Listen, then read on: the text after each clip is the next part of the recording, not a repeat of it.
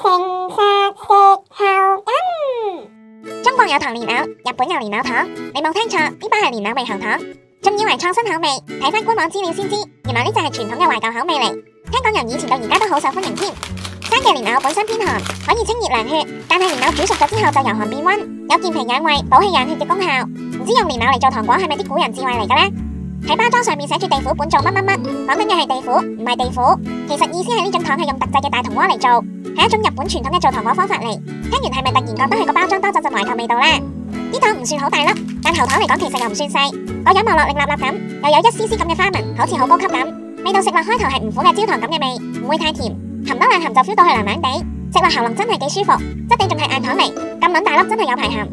老實講，我本身係抱住中伏嘅心態去試呢包糖，但其實又真係幾好食噶喎，可能同佢食落根本食唔出有蓮藕嘅味有關，諗住中伏又冇得中，咁叫唔叫中伏呢？